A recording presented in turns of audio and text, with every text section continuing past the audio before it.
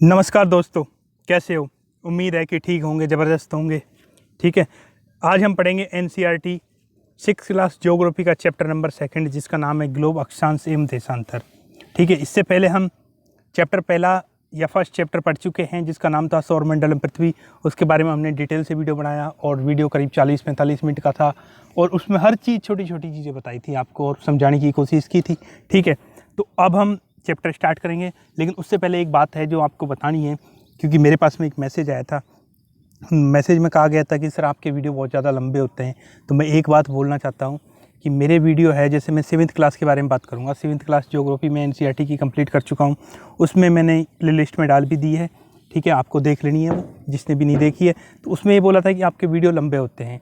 तो लंबे होते हैं तो लंबे का क्या मतलब है, मैं समझ नहीं पा रहा हूँ कि एक वीडियो है, एक वीडियो मैं 40 मिनट का बना रहा हूँ या 30 मिनट का बना रहा हूँ। ठीक है, और वो टोटल 7th क्लास के चैप्टर हैं, वो चैप्टर हैं 9, या पूरी बुक में 7th क्लास की ज्योग्राफी की में 9 चैप्टर। तो इस हिसाब से कितना हुआ, एक चैप्टर आधा घंटे का, तो पूरे 9 चैप्टर 4.5 घंटे के। तो 4.5 घंटे अगर एक बुक को पढ़ते हो आप, तो 4.5 घंटे आपको ज़्यादा नहीं है, बिल्कुल नहीं है, क्योंकि इतने तो टाइम लगेगा ही, मतलब इतना टाइम तो लगेगा ही। ऐसा है कि मैं देखता हूँ यूट्यूब पे बहुत सी वीडियो मैंने भी देखी है, खुद मैं भी और लोगों को फॉलो भी कर रहा हूँ, देख भी रहा हूँ कि किस तरीके से पढ़ा रहे हैं, क्या पढ़ा रहे हैं वो। तो मैंने एक चीज़ देखी कि पूरा वीडियो या पूरा एक लेसन को या एक चैप्टर को वो टोटल 10 मिनट में कवर कर देते हैं। अब मैं ये कहना चाह रहा हूँ कि ऐसी कौन सी चीज़ है जो उस चैप्टर को 10 मिनट में फिनिश कर देगी? बिल्कुल नहीं कर पाएंगे। एक बुक को अगर तुम घर पे पढ़ोगे तो भी आपको 4 घंटे तो लगेंगे। ठीक है, तो टाइम को बर्बाद नहीं करेंगे, आपको डिटेल में पढ़ना है, और जो समझाता भी हूँ मैं, तो इतना तो टाइम लगेगा ही। और अगर फिर भी तुम कह रहे हो तो मैं 10 मिनट की बना दूंगा, लेकिन उसमें कोई फ़ायदा नहीं रहेगा। फिर ये मेरी वीडियो भी औरों की तरह ही हो जाएंगी, उसमें कुछ भी अलग नहीं हो पाएगा। ठीक है, तो अब हम चैप्टर को स्टार्ट कर देते हैं, देखते हैं क्या है।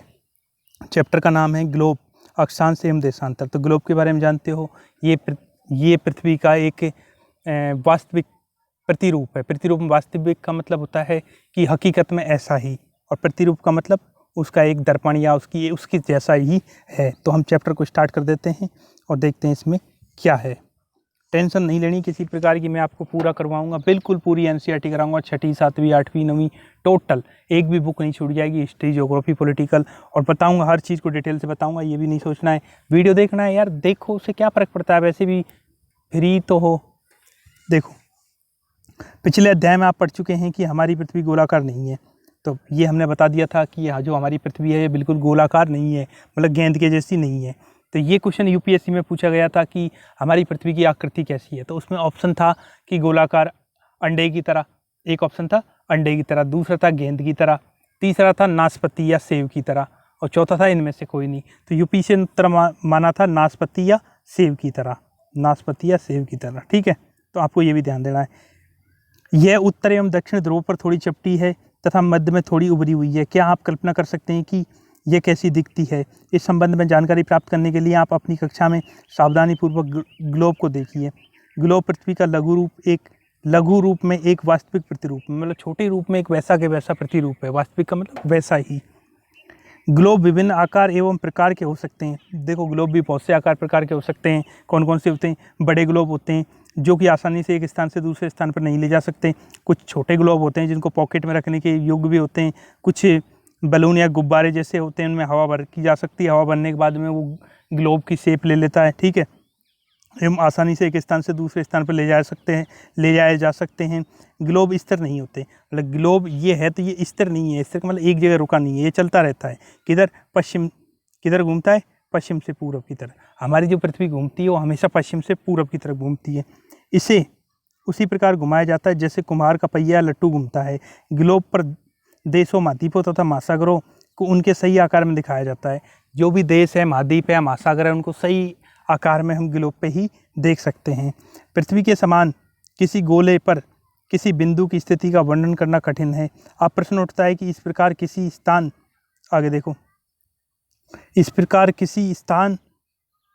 की स्थिति कैसे बताई जा सकती है? इसके लिए हम कुछ बिंदुओं एवं रेखाओं के संदर्भ की आवश्यकता होगी।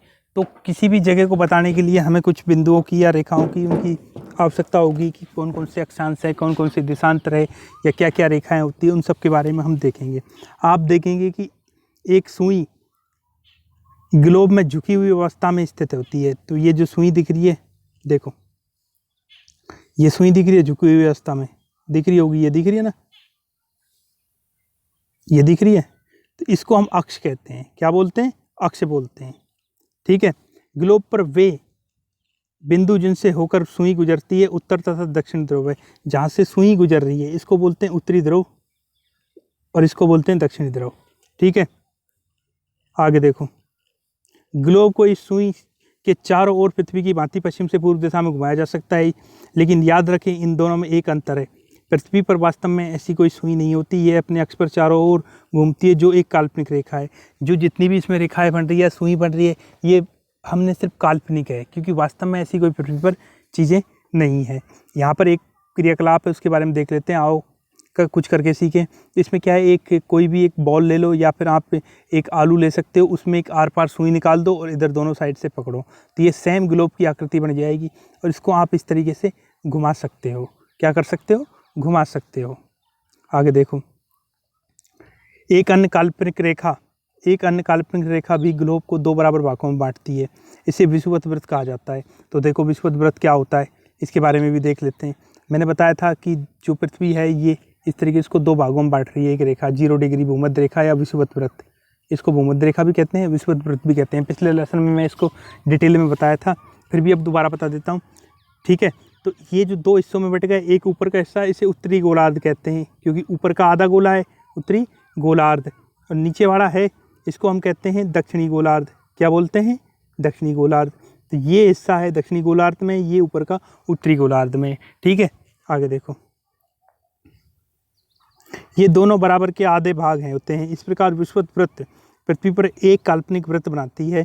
यह पृथ्वी पर विभिन्न स्थानों की स्थिति बताने का सबसे महत्वपूर्ण संदर्भ बिंदु है। विषुवत वृत्त से ध्रुवों तक स्थित सभी समांतर वृत्तों को अक्षांश या समांतर रेखाएं कहा जाता है। अक्षांशों को अंश में मापा जाता है। देखो, तो अब सबसे पहले तो देख लेते हैं अक्षांश किसे कहते हैं। जैसे हमारा ग्लोब है या पृथ्वी है, इस तरीके से जो पूरब से पश्चिम की तरफ रेखाएं खींची जाती है, उन सबको हम कहते हैं अक्षांश रेखाएं। क्या बोलते हैं? अक्षांश रेखाएं। अब एक बार और बता देता हूँ कि जो इस तरीके से उत्तर से दक्षिण की तरफ खींची जाने वाली रेखाओं को हम कहते हैं देशांतर रेखा। क्या कहते हैं? देशांतर रेखा। तो आपको ये ध्यान रखना है कि जो पूरब से पश्चिम तरफ खींचते हैं उसे हम अक्षांश कहते हैं, और जो उत्तर से दक्षिण की तरफ खींचते हैं उन्हें हम देशांतर कहते हैं। आगे समझ में? आगे देखो, इनको हम अंश में नापते हैं। विषुवत वृत्त शून्य अंश अक्षांश को दर्शाती है। विषुवत वृत्त या भूमध्य रेखा ये 0 डिग्री को दर्शाती है, क्योंकि विषुवत वृत्त से दोनों तरफ ध्रुवों के बीच की दूरी पृथ्वी के चारों ओर वृत्त का 1/4 भाग है। अब जैसे इसकी तरफ यहाँ से हमने आधा बांट दिया, यहाँ तक ये 90 अक्षांश हैं, इधर भी 90 अक्षांश है। अगर दोनों को पूरा एरिया को हम देखेंगे तो 360 डिग्री अक्षांश में बनता है, जो कि एक साइड से देखने पर हमें 1/4 360 अंश का 1/4 यानी 90 अंश है। ठीक है। इस प्रकार 90 अंश उत्तरी अक्षांश उत्तर ध्रुव को दर्शाता है तथा 90 अंश दक्षिणी अक्षांश दक्षिण ध्रुव को दर्शाता है। ठीक है। इस प्रकार विषुवत वृत्त के उत्तर की सभी समांतर रेखाओं को उत्तरी अक्षांश कहा जाता है, कि यहाँ से सभी जो भी ऊपर वाली हैं इनको हम उत्तरी अक्षांश कहते हैं। क्या बोलते हैं? उत्तरी अक्षांश। और नीचे वाली को हम कहते हैं दक्षिणी अक्षांश। ठीक है। विषुवत वृत्त के दक्षिण में स्थित सभी रेखाओं को दक्षिणी अक्षांश कहा जाता है। ठीक है। आगे देखो, इसलिए प्रत्येक अक्षांश के मान के साथ उसकी दिशा यानी उत्तर या दक्षिण भी लिखा जाता है, कि जो भी अक्षांश है उसको हम देखते हैं तो उसके साथ में उत्तर या दक्षिण भी लिखा जाता है। और वो क्यों लिखते हैं उसका मैं अभी तुमको रीजन बताऊंगा। देखो क्यों लिखते हैं। समानता से उत्तर या दक्षिण अक्षर से व्यक्त किया जाता है। उदाहरण के लिए महाराष्ट्र में एक जगह है चंद्रपुर, और ब्राज़ील में भी एक बेलो हेरिजेटो एक जगह है। ब्राज़ील दक्षिण अमेरिका में है, तो महाराष्ट्र की एक चंद्रपुर और ब्राज़ील की बेलो हेरिजेटो जो कि ये दक्षिण अमेरिका में। ठीक है। ये दोनों ही 20 अंश पर हैं या 20 अक्षांश पर हैं। तो देखो इनके बारे में थोड़ा सा डिटेल में देख लेते हैं कि यहाँ पर देखो, मैं थोड़ा चित्र बना के बताऊँगा तुम्हें। इसी को देख लो, यहाँ पर ये 0 डिग्री भूमध्य रेखा है। इसको हमने बताया था कि ऊपर का हिस्सा है उसे हम उत्तरी अक्षांश कहते हैं जितने भी हैं, और नीचे वाले को दक्षिणी अक्षांश कहते हैं। अब यहाँ पर एक चंद्रपुर महाराष्ट्र में एक जगह है। देखो पहले तो मैं बता देता हूँ, भारत इस तरीके से है। तो भारत यहाँ से 8 से लेकर 30 तक है, 8 अक्षांश से लेकर 30 अक्षांश के बीच में भारत है। तो भारत में एक जगह है, कौन सी जगह? महाराष्ट्र में। कौन सी जगह देखो इसके बारे में बता देता हूँ मैं। यहाँ पर एक जगह है महाराष्ट्र में, दिख गई। अब जो महाराष्ट्र में एक जगह है जिसका नाम है चंद्रपुर, अब ये जगह 20 अक्षांश पर है। और वहीं एक ब्राज़ील में, यहाँ पर एक जगह है, ब्राज़ील में एक जगह है जिसका जो भी 20 अक्षांश पर है। तो अब इनको हम कैसे डिफ़ाइन करेंगे कि ये कौन सी तरफ है, कहाँ है, या फिर नक्शे में जाएंगे तो इसके लिए इस पे हमेशा लिखा रहता है ऐसे करके अक्षांश। क्या लिखा रहेगा? अक्षांश। और इस पे लिखा रहेगा अक्षांश। इसका क्या मतलब हुआ? देखो दोबारा डिटेल में देखते हैं कि जो 20 डिग्री महाराष्ट्र में उस पर इस तरीके का निशान लगा रहेगा और इस तरह का अक्षांश लिखा रहेगा, ठीक है। तो ये महाराष्ट्र में, अब ये 20 डिग्री इस तरीके का है, इस पे भी अक्षांश लिखा रहेगा। अब हम इसको किस तरीके से देखते हैं, ये है नॉर्थ, तो ये इसका मतलब हम लगा लेते हैं कि ये उत्तरी अक्षांश की बात कर रहा है। और ये है साउथ, इसका हम अंदाज़ा लगाते हैं कि दक्षिणी अक्षांश गोलार्ध की बात की जा रही है। ऊपर उत्तरी गोलार्ध की बात कर रहे हैं हम, नीचे दक्षिणी गोलार्ध की बात कर रहे हैं, तो दोनों गोलार्धों की अलग अलग सिचुएशन है। तो ये चीज़ों को हम ध्यान रखते हैं कि इस पे किस तरीके की अक्षांश दिखा रहा है, उत्तरी अक्षांश के अंतर्गत है या उत्तरी गोलार्ध में या दक्षिणी गोलार्ध में। तो इससे हमें पता चल जाता है लोकेशन को देखने में, ठीक है। इसके अलावा और भी कुछ रेखाएं हैं जिनके बारे में मैं बताऊंगा, लेकिन उससे पहले मैं ये रेखाएं बता देता हूं तुम्हें थोड़ी सी। ये देखो, ये 0 डिग्री है जिसको भूमध्य रेखा कहते हैं, ये 23.5 डिग्री ऊपर है जिसको कर्क रेखा कहते हैं, और ये 66.5 डिग्री है, ठीक है। उत्तर ध्रुव व्रत बोलते हैं इसे, क्या बोलते हैं? उत्तर ध्रुव व्रत। अब नीचे है 23.5 डिग्री, इसे कहते हैं मकर रेखा, और नीचे 66.5 डिग्री है, इसको बोलते हैं दक्षिणी ध्रुव व्रत, ये 66.5 डिग्री है। तो इनमें हमें क्या देखना है? अभी मैंने पहले 7वीं का चैप्टर किए थे, उनमें आपको कुछ डिटेल से बताई थी कि उष्ण कटिबंध, शीत कटिबंध, शीतोष्ण कटिबंध, इनके बारे में मैंने बताया था कि कहाँ कौन से वन हैं, क्या चीज़ हैं।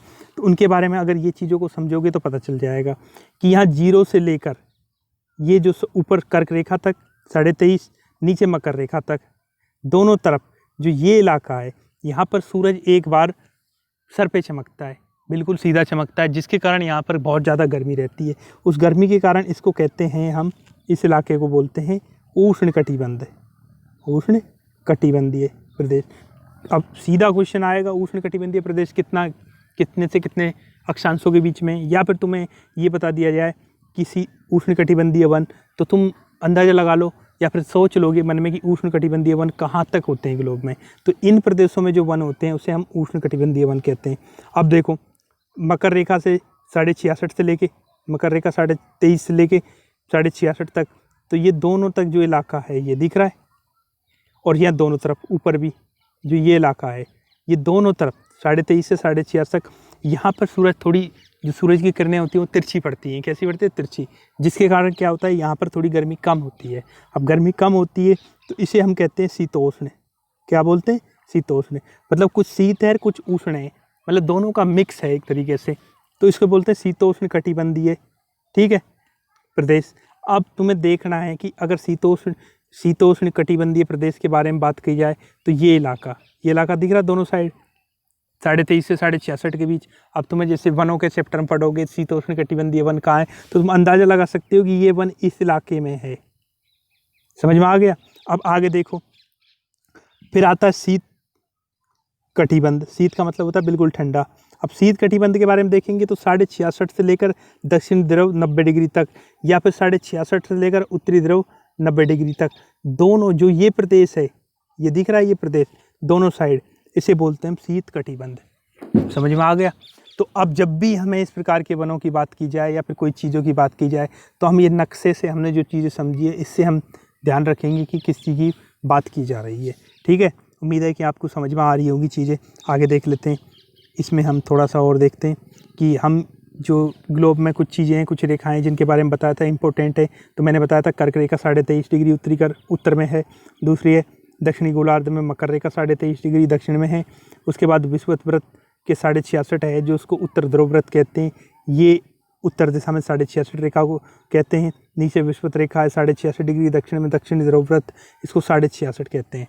तो ये चारों के बारे में मैंने बता दिया, दोबारा देख लो बेशक कोई बात नहीं।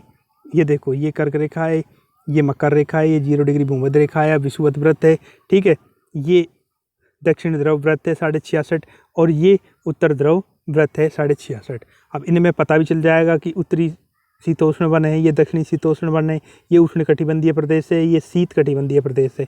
ये इसमें लिखा हुआ भी है और मैंने तुम्हें अभी समझा भी दिया है, ठीक है। तो ये रेखाएं हैं जो महत्वपूर्ण हैं, इनके बारे में मैंने बता दिया। अब पृथ्वी के ताप कटिबंध, ताप का मतलब था गर्मी के हिसाब से मैंने बताया था अभी कि उष्ण का मतलब है जो गर्म है सबसे, कहाँ कहाँ है वो, तो उष्ण है बिल्कुल दोनों साइड 23 तक, कर्क रेखा और मकर रेखा 0 डिग्री से लेकर दोनों साइड 23 तक। उसके बाद में बताया था शीतोष्ण 23.5 से लेकर 66.5 तक, 23.5 से लेकर 66.5 दोनों साइड, उत्तरी अक्षांश, उत्तरी दिशा में भी और दक्षिणी दिशा में, ये अक्षांशों की बात की जा रही है। उसके बाद में शीत कटिबंध के बारे में बात की थी, क्योंकि यहाँ पर सूरज की किरणें बहुत तिरछी पड़ती हैं, इतनी तिरछी पड़ती है कि यहाँ पर हमेशा ठंड रहती है और बिल्कुल शीत रहता है, इसलिए हम इस प्रदेश को शीत कटिबंध कहते हैं। ये ताप प्रदेशों के बारे में बात की थी। अब ये हमारे चैप्टर में हमने पढ़ा था, ये अक्षांशों के बारे में पढ़ा था।